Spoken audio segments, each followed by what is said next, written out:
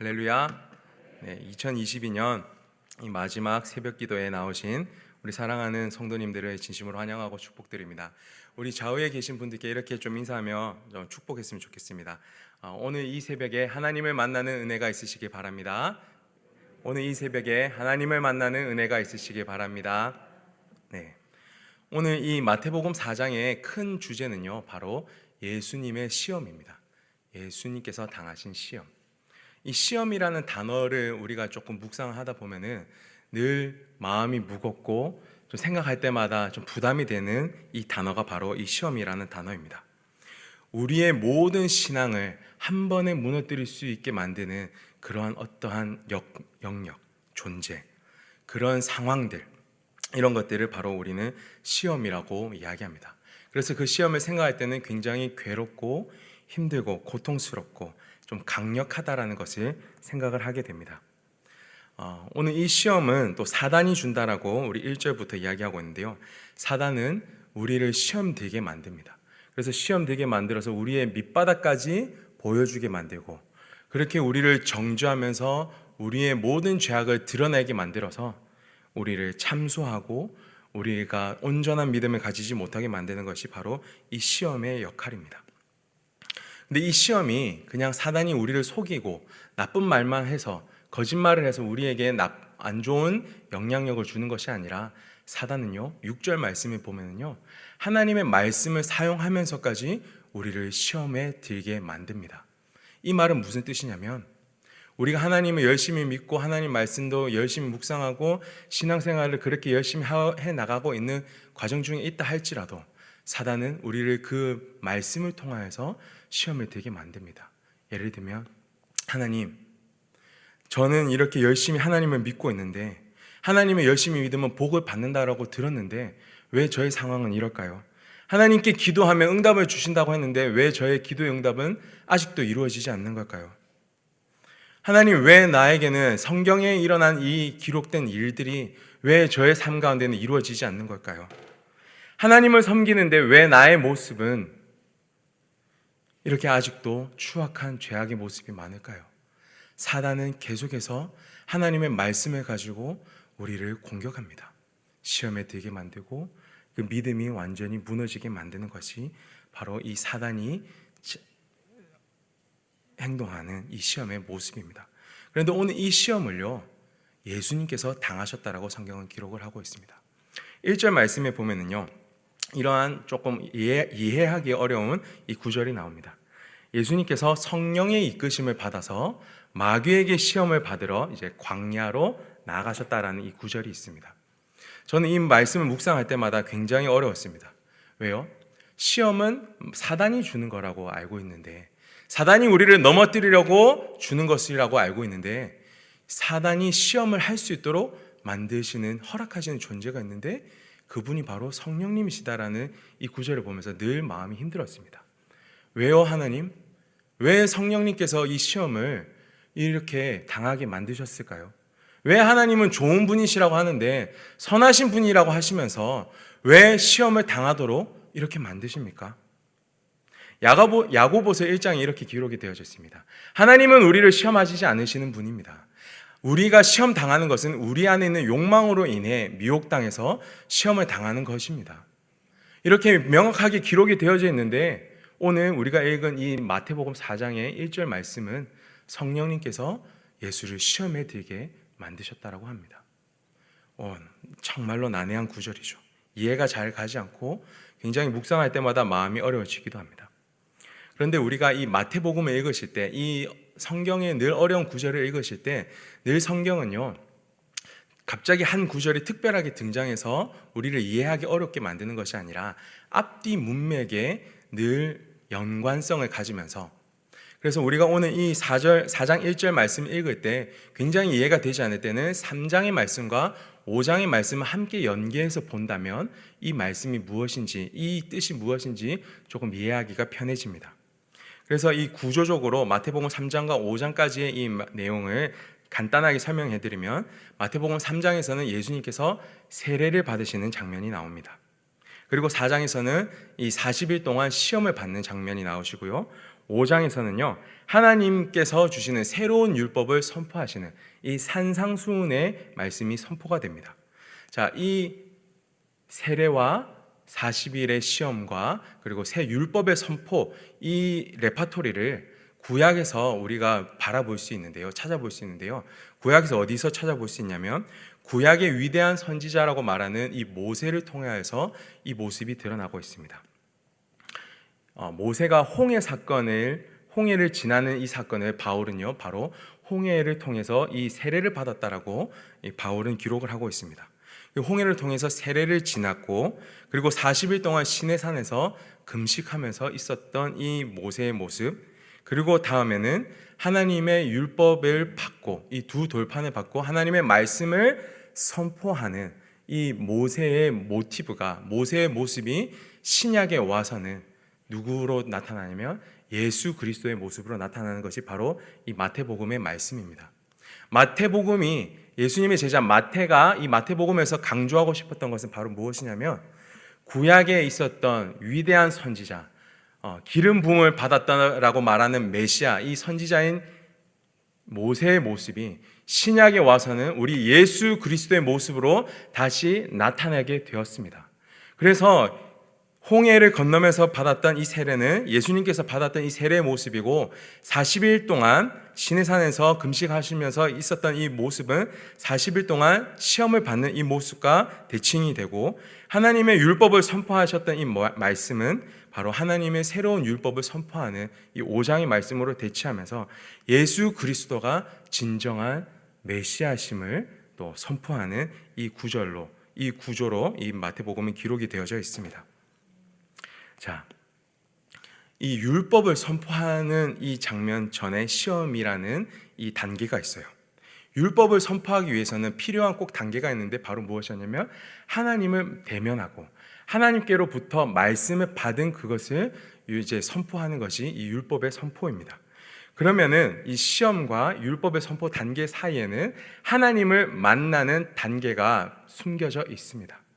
자, 그렇다면 이 40일 동안에 모세가 했던 행동은 무엇이냐면 하나님을 만나기 위해서 40일간 금식을 하면서 자신을 거룩하게 만드는 그 시간이 바로 이 모세가 보냈던 40일간의 금식의 시간이었습니다.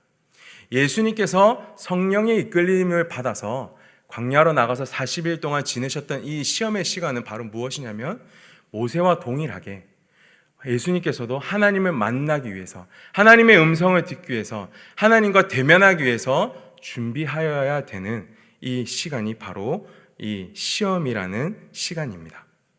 이 원어로 보면은요, 시험이라는 이 단어가 페이라조라는 단어로 사용되는데, 이 시험을 받는 것, 힘든 것을 의미하는 동시에 인내하다라는 뜻과 그리고 훈련을 받다라는 뜻이 함께 사용되어지고 있는 것이 바로 이 시험이라는 단어입니다.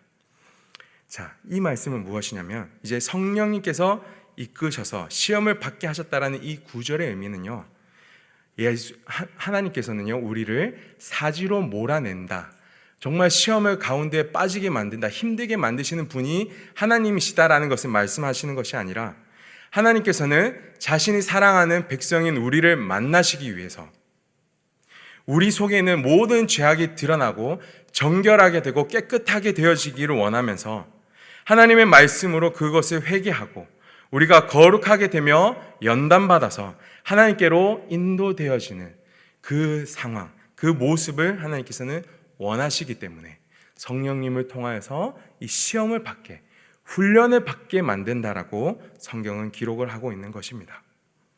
오늘 이 성경 말씀을 보면은요, 우리는 질문이 듭니다. 왜 그렇다면 예수님은 거룩하신 분이고 죄가 없으신 분이신데 이렇게 시험을 받으셔야 됐었을까? 훈련을 받으셔야 됐었을까? 히브리서 2장 18절과 4장 15절에는 이렇게 기록이 되어져 있습니다. 예수님께서 시험을 받으신 이유는 이 세상에서 살아가면서 우리가 받는 시험과 동일한 시험을 받으시고, 그래서 우리가 넘어지고 흔들릴 때마다 우리를 바로잡아 주실 수 있으시며 우리를 세워주시기 위함이라고 히브리서에는 기록이 되어져 있습니다. 예수님께서 굳이 시험을 받으시지 않으셔도 되는데 시험을 받으셔야 되는 이유는 바로 우리를 위함이라는 뜻입니다. 예수님께서 받아주셨던 이 시험의 세 가지 모습이 오늘 4장에는 나타나고 있습니다. 첫 번째로는 먹을 것이었고요, 두 번째로는 기적을 요구하는 것이었고요, 세 번째는 권력에 대한 부분이었습니다. 이것은 조금 우리가 알아듣기 편한 쉬운 단어로 바꿔 말하자면 바로 첫 번째는 재물, 돈의 영역, 그리고 두 번째는 기도의 응답의 영역, 세 번째로는 이 명예의 영역을 뜻합니다. 이 세 가지는요, 인간이 시험을 다 받을 수 있는 가장 연약한 것, 이 세 가지를 대표하는 것입니다. 그런데 우리가 이 성경을 바라보면서 조금 더 묵상해야 될 부분은 무엇이냐면, 성경에서 나오는 이 3이라는 숫자는요, 완전수의 개념을 뜻하고 있습니다. 삼위일체, 완전하신 하나님, 예를 들면 이런 뜻이 있는 거죠. 그래서 예수님께서 세 가지 시험을 받으셨다라는 이 의미는요, 딱 세 가지 시험만 받고 통과하셨다라는 의미가 아닙니다. 이 세 가지 시험을 받으셨다라는 의미는 우리 인간이 받을 수 있는 모든 시험을 다 대신해서 받으셨다라는 의미로 우리는 해석하고 이 말씀을 받아들여야 됩니다. 예수님께서는 아무런 죄가 없으시고 아무런 흠이 없으신데 우리를 위하여 이 땅에 오셔서 모든 시험을 다 먼저 받으셨습니다. 하나님께서 이 예수님을 시험 받게 하셨을 때 우리 주님은 어떤 마음이셨을까요? 우리 예수님은 만약에 제가 예수님이라면, 감히 제가 예수님을 이 입장에 서서 한번 생각해 본다면 참 쉽지 않았을 것 같아요. 하나님, 왜 제가 이 모든 시험을 다 당해야 됩니까? 하나님, 왜 제가 이렇게 힘든 이 고통의 시간을 겪어야 됩니까? 하고 원망하고 불평했을지도 모를 것 같습니다. 그런데 우리를 창조하시고 우리를 사랑하시는 우리 주님께서는요, 단 한마디도 이러한 표현을 하시지 않으셨습니다. 우리를 사랑하시는 아버지의 마음은 절대 그렇지 않다는 것을 오늘 성경을 통해서 보여주고 계십니다. 이 하나님의 마음을 조금이나마 좀 비유해서 표현하자면, 우리 축구 선수 손흥민이라는 선수를 여러분들은 잘 아실 겁니다. 이 손흥민이 있기 위해서 그 선수보다 더 대단한 이 아버지가 있다는 것도 우리 많은 성도님들이 아실 겁니다. 이 아버지는요, 아들을 훈련을 시키는데 아주 고되게 훈련을 시킨다고 합니다. 근데 이 고된 훈련을 시키는데 훈련을 그냥 아들에게만 시키는 것이 아니라 이 아버지는 아들과 함께 동일하게 훈련을 받는다라고 합니다.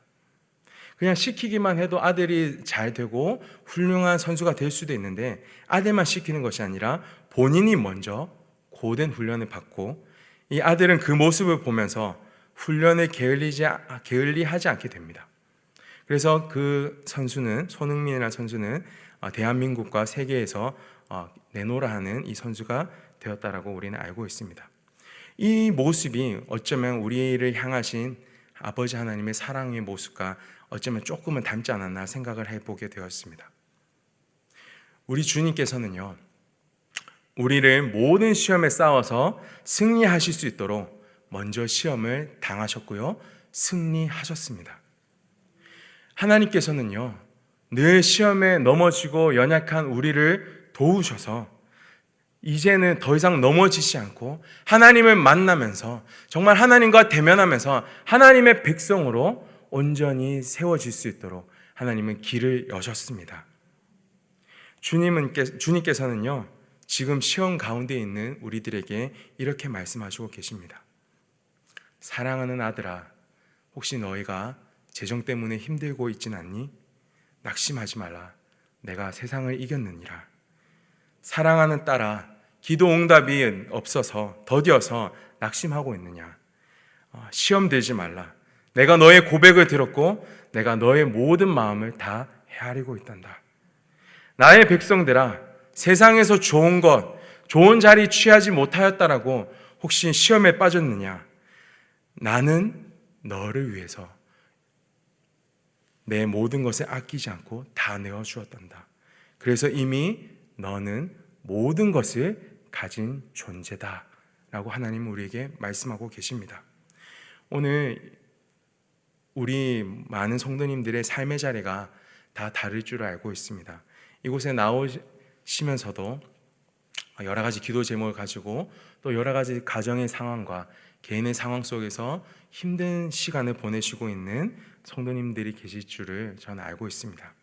오늘 이 주님께서 들려주시는 이 음성을 들으시고 새 힘을 얻으실 수 있는 이 새벽이 되시기를 진심으로 축원드립니다.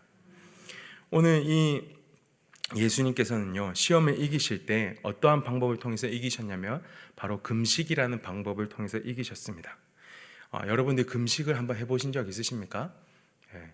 저도 많지는 않지만 해본 적이 있는데 예수님처럼 40일 정도는 해보지는 못했던 것 같습니다. 혹시라도 여기 계신 분들 중에 40일 금식을 해보신 경험이 있으시다면 유튜브에 어떠한 은혜가 있었는지 한번 댓글을 달아주시면 감사드리겠습니다.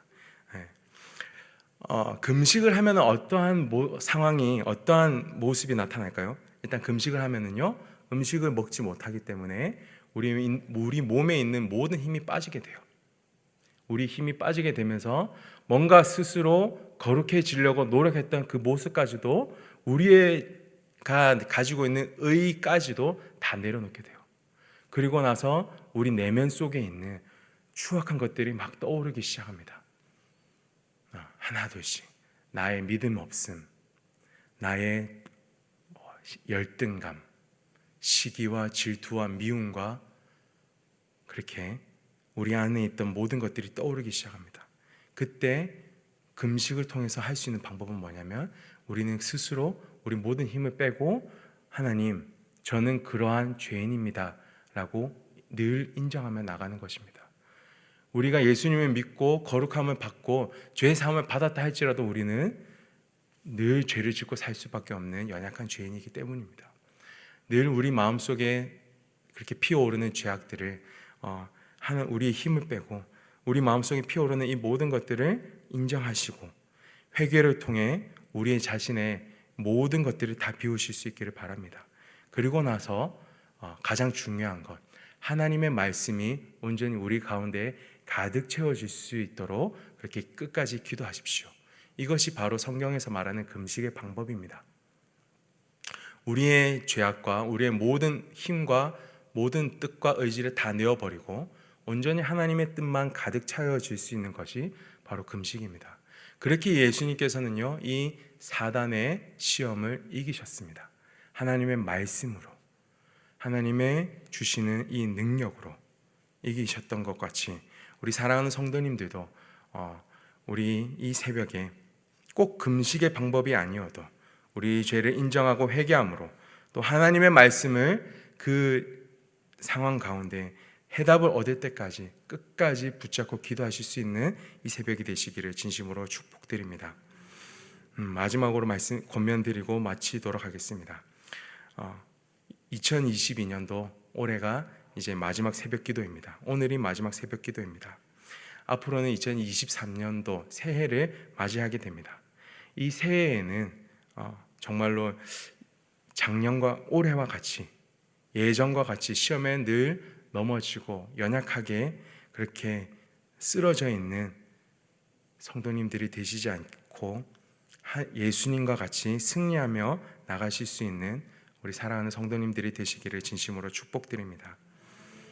그리고 오늘 우리 주님의 부르심에 순종하면서 예수님을 그렇게 따라갈 수 있는 진정한 제자가 되어지는 우리 사랑하는 제자강성교회가 되시기를 진심으로 축복드립니다. 기도드리도록 하겠습니다. 기도드리실 때 우리가 이렇게 기도했으면 좋겠습니다. 사랑하는 하나님, 하나님께서는 당신의 하나밖에 없는 아들을 우리를 위해 이 땅에 보내어 주시고 우리가 이 땅에서 받아야 될 모든 시험과 고통과 아픔을 그에게 다 감당시키셨습니다. 그리고 그분의 승리를 통해서 우리도 승리할 수 있다라고 응원해 주시고 계십니다. 그 하나님의 음성에 우리가 듣기 원합니다. 주님, 다시는 넘어지거나 다시는 나약하다라고 자포자기하지 않고 주님, 믿음을 저버리는 그런 우리의 연약한 모습들이 나타나지 않게 주님 도와주시옵소서. 우리의 가정을 지켜주시옵소서. 우리의 교회를 지켜주시옵소서.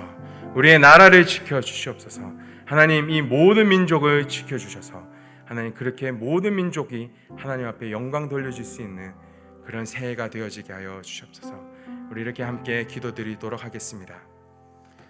사랑과 은혜가 풍성하신 아버지 하나님, 오늘도 이 새벽 가운데 저희를 부르셔서 하나님의 음성을 듣게 하여 주시고 하나님의 마음이 무엇인지 알게 하여 주시며 주님의 뜻대로 저희가 살아갈 수 있도록 허락하여 주시면 너무나도 감사드립니다. 아버지 하나님, 저희가 다시 한 번 더 믿음으로 고백하기 원합니다. 믿음의 모범을 보여주셨던 예수님의 그 길을 저희도 따라가기 원합니다. 주님, 저희는 늘 연약하고 부족하지만 저희를 앞서가신 그 주님이 계시기에, 저희를 두 팔 벌려 맞이하시는 주님이 계시기에 주님, 저희가 그분을 기대하며 주님을 바라보며 이 믿음의 길을 끝까지 걸어갈 수 있도록 주님 허락하여 주시옵소서. 주님, 홀로 가는 것이 아니라 우리가 함께 걸어갈 수 있게 하여 주시옵소서. 함께 주님의 길을 걸어갈 수 있는 믿음의 공동체가 되어지게 하여 주시옵소서. 주님, 새해에는 정말로 새로운 뜻으로 새로운 하나님의 능력으로 나아갈 수 있도록 주께서 인도하여 주시고 함께하여 주시며 은혜를 더하여 주시옵소서. 감사합니다. 주님, 우리를 사랑하시어서 우리와 함께 하시기를 원하시는 주님, 우리 안에 모든 연약한 부분들 오늘 이후로 다시는 이 연약함에 넘어지지 않고 주님께서 주시는 그 하나님 나라의 기쁨을 사모하며 주님, 그렇게 주님만 바라보며 끝까지 믿음의 걸음을 걸어나갈 수 있는 우리 사랑하는 제자강성교회 성도님들 되어질 수 있도록 함께하여 주시옵소서. 감사를 드리며 우리 주 예수 그리스도의 이름으로 기도드리옵나이다. 아멘. 주여, 주여, 주여. 사랑과 은혜가 풍성하신 아버지 하나님, 은혜의 새벽 가운데 부르시고 아버지 하나님께서 이 새벽에 우리를 하나님의 뜻을 바라보고 하나님의 나라를 기대하고 주님, 또 하나님의 백성으로서 온전히 세워질 수 있도록 우리를 온전히 부르셨습니다. 아버지 하나님, 저희가 그렇게 믿음으로 나아가기 원합니다. 주님, 새롭게 승리하며 나가기 원합니다. 늘 연약하고 부족하지만 주님께서 함께하여 주시고 주님께서 이미 모든 것들을 이해하시고 위로하여 주시며 우리를